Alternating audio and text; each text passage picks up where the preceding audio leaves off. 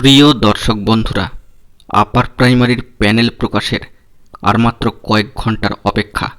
তারপরেই কিন্তু উপস্থিত হবে আগামীকাল সেই মহেন্দ্রক্ষণ, যেখানে দীর্ঘ ৯ বছরের যন্ত্রণার কিন্তু অবসান হতে চলেছে। এ বিষয়ে গুরুত্বপূর্ণ পজিটিভ কিছু খবর উঠে আসছে, যা এই ভিডিওর মধ্যে তুলে ধরছি।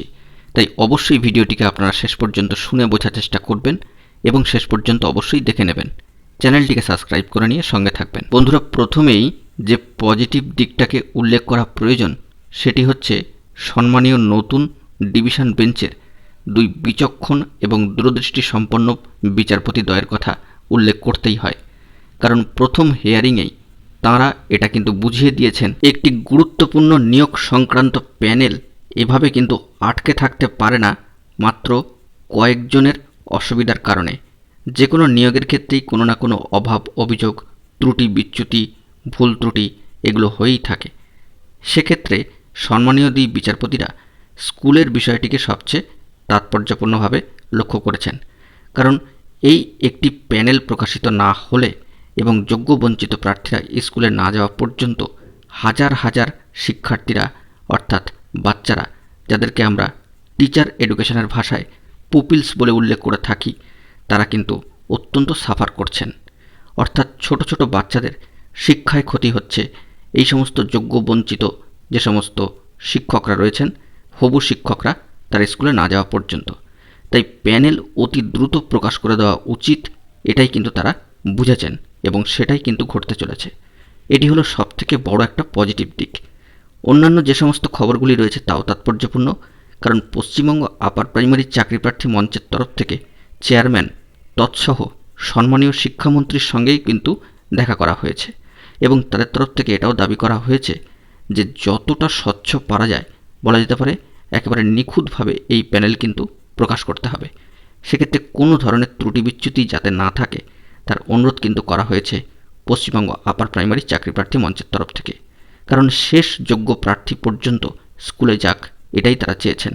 এবং তারা এটাও চেয়েছেন যাদের ক্ষেত্রে বিভিন্ন ধরনের ত্রুটি বিচ্যুতি বা কোনো অস্বচ্ছতা রয়েছে তাদেরকে দ্রুত বাদ দিয়ে দেওয়া হোক। কারণ তারা চান যে মেধার ভিত্তিতে, স্বচ্ছতার ভিত্তিতে একমাত্র যোগ্য বঞ্চিত প্রার্থীরাই স্কুলে যাক, তবে কিন্তু শিক্ষার মান উন্নত হবে।